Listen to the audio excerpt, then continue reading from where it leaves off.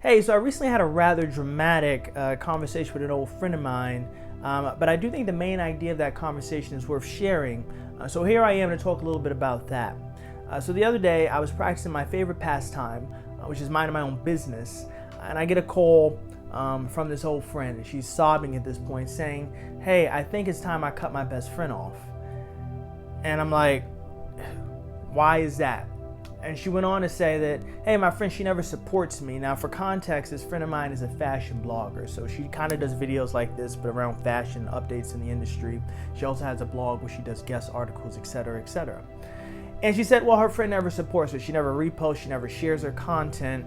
And she went on to tell me that she thinks her friend is jealous of her because her best friend always wanted to start her own fashion line, but never executed due to fear of failure. You know, she had her whole psychology mapped out.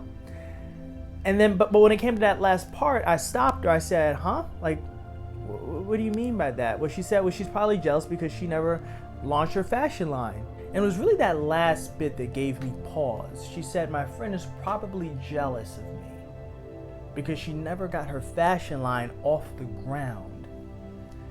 And I really took a minute to think about that. I also took a minute to let her calm down.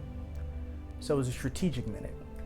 But again, I thought about that for a while, and I refocused, and I said, while it might be true that your friend is jealous of you, that your friend is envious of the progress that you're making, here's another dimension to consider. And I wanted to give her another dimension because, you know, between me and you guys that are watching this video, I think people are always quick to personalize things and make it about them, right? You not sharing, engaging, it must be about me. You must be coming at me. It must be an attack on me. So in this alternative way of viewing it, I said to her, consider this. It may be true also that your friend not posting your content, sharing your content is not even about you. And she said, what do you mean? Like, she jumped at me because she already made that conclusion that it was. I said, you know, sometimes when you're dealing with people, friends who are like-minded, right? You hear that about a lot, right? Surround yourself with people that are like-minded. But the one thing you don't hear about a lot is action, like-minded and action-oriented. So when you're dealing with people that are like-minded, but they're not action-oriented, sometimes they may not engage with your content. They may not support you.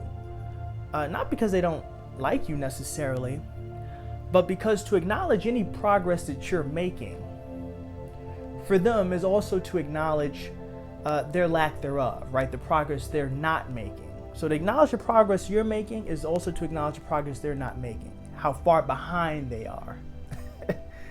and in many cases, they may try to avoid anything and everything. They may act as an emotional trigger for their own insecurities. Therefore, it's important to keep in mind that a friend's lack of support may not be solely about you, but more about their own inner battles that they may be fighting, where you unfortunately might be collateral damage.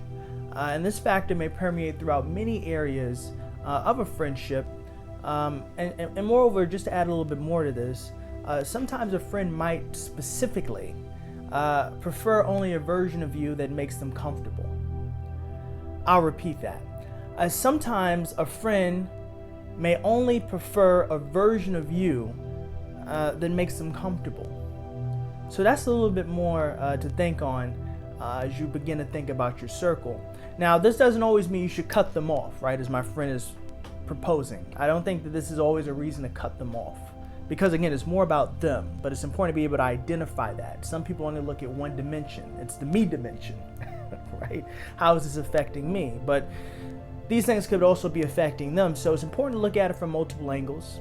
This doesn't always mean you should cut them off, but it is important to consider this when you're also considering those 3 to 5 people you spend the most time around. Because as a wise man said, your life will often reflect the average of them. So you want to be very cognizant of who you spend your time around and who you invest your time with.